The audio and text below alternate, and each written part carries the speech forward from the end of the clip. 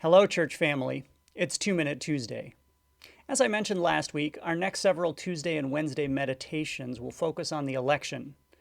Not who we should vote for, but who we should be before, during, and after the election.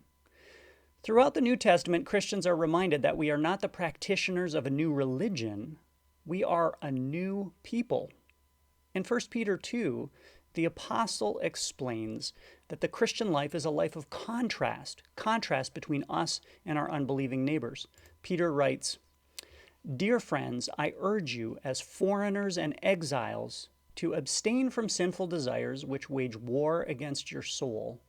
Live such good lives among unbelievers that though they accuse you of doing wrong, they may see your good deeds and glorify God on the day that he visits us."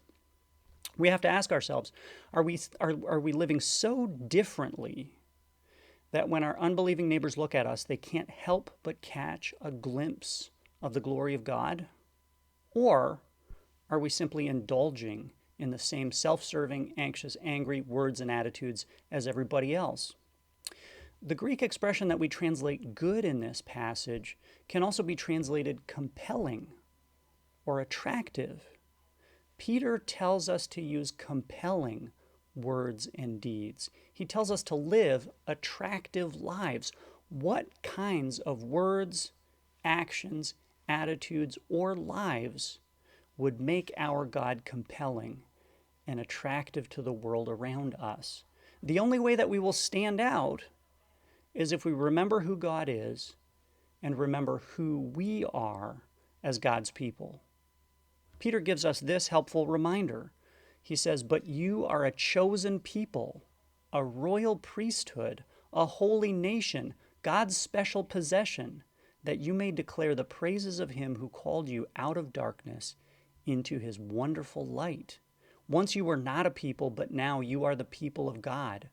Once you had not received mercy, but now you have received mercy."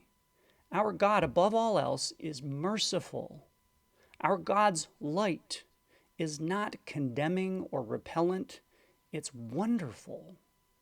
You and I are his treasured possessions.